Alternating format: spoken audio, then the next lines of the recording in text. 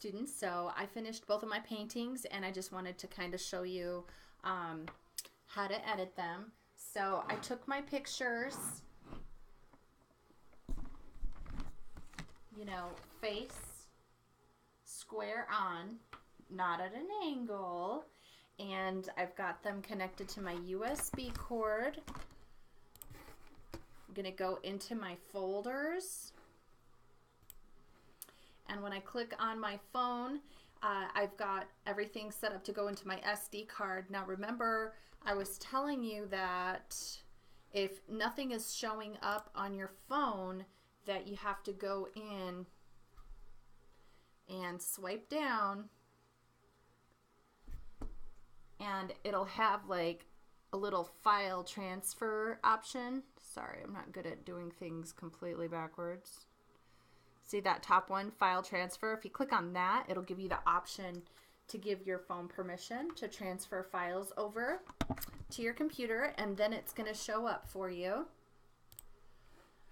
So I'm just going in here, and DCIM is where your camera pictures are. And let's see, so I just took a couple of pictures, and I'll just take all of them and I'm going to cut them. I don't need them on my phone anymore. Going into pictures, into my Fine Arts folder where I save things like this. That was for my chiaroscuro drawing, so I'll make a new folder and I'll call this Project 2. How about that? Okay, and I'm just save my pictures by right-clicking and pasting them.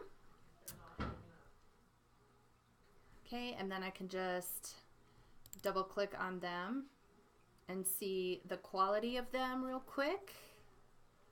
And obviously I'm going to have to rotate this. There we go. That one's rotated. And I can actually crop it with this program right here if I want to, or I can do it in GIMP. I'm going to wait and do it in GIMP, but I'm going to rotate my pictures right now because I want to see which one's the best. I do have a little bit of glare over here, which I'm not totally crazy about, but at least it's not like right in the middle of the subject area creating a glare. So you want to make sure that you don't have an overhead light on. If you have an overhead light on when you're trying to take your picture, it might cast a shadow of your body, or it might have a glare. So some soft lighting coming from the side is the best. Okay, so those all pretty much look the same. So I can pick any one of those. I'm going to go ahead and close that out now, and I can rename by right-clicking. I will rename this my realism painting, and I will go ahead and rename this one my impressionism painting. So remember, they have to be on your actual computer files before you can rename them. You can't rename them in your phone. It won't let you, okay? So if you're like, I can't rename it, that's because it's in your phone, okay, or your camera. You have to get it onto your computer. So next I'm going to go and look up GIMP. If you've downloaded that at gimp.org, that's a photo editing program, and we use that pretty regularly in digital photography class here at Utah Virtual Academy, and we use it in image design class. So it's good to go ahead and use that program whenever you get a chance. You're just going to go File, Open.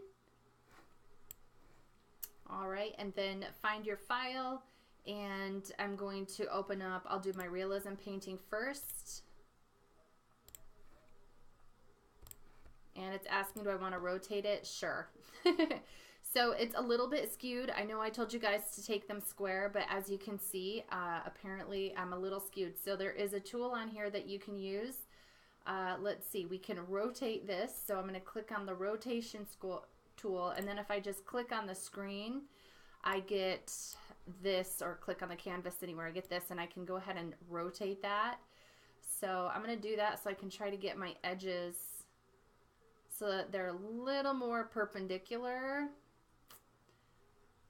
So when I go to crop it, it looks a little better. So I'll go ahead and rotate that.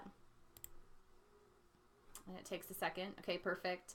And now I'll go ahead and use this X-Acto knife here, the crop tool, and I'm just gonna come along and crop it.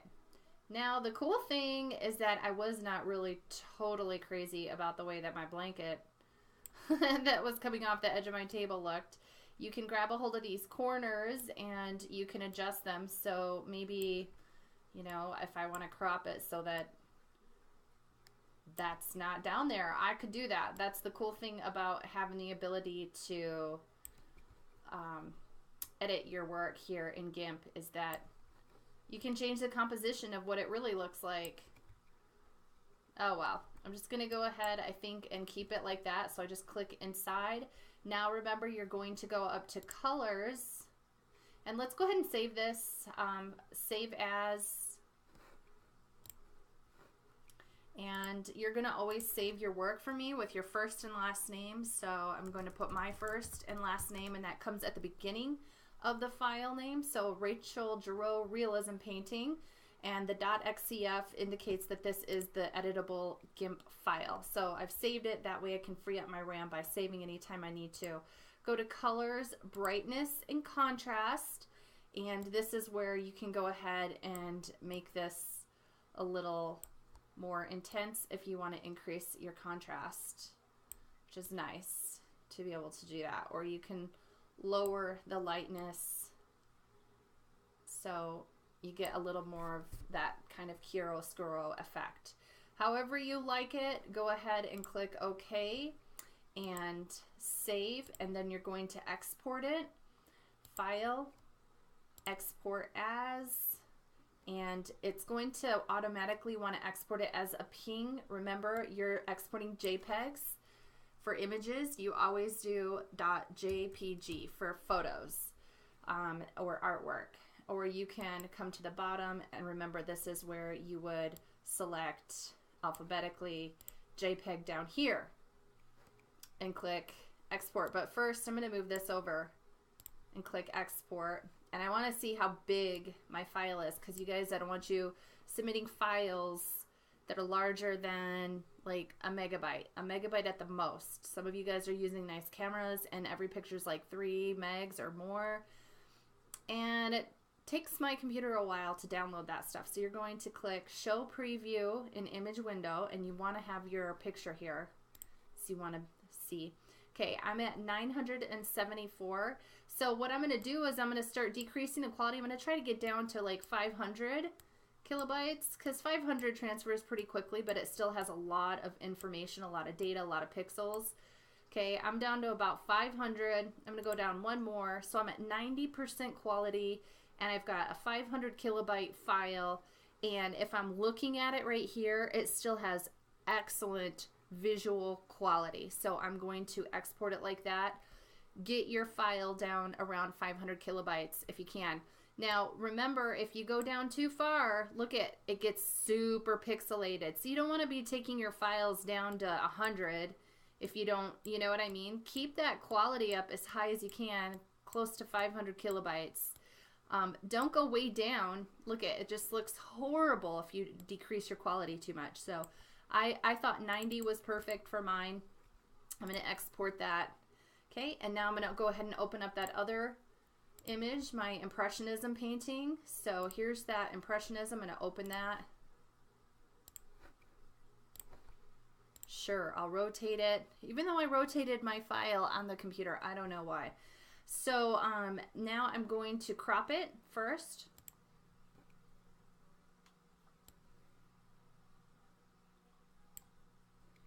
Okay, you just want to make sure that you don't have it falling off the canvas. Okay, and I'm going to bring it up a little bit more so I don't have all that white that was down there at the bottom. And hit crop.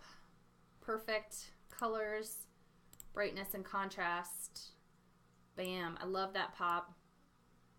I can take it up. I might increase my brightness a little bit and make it a little more whimsical. So isn't that fun how you can do that? And then click OK. All right, file, save as. Remember, you're going to put your first and last name. Rachel Girot, that's mine. You have to put your first and last name. Impressionism painting. Click save on that. Okay, now we have to export it. We're exporting the picture now. Export as, slide this over so you can see your picture. Make sure that says JPEG. I already switched the other one to JPEG, so it's automatically putting JPEG at the end now. It's learning me.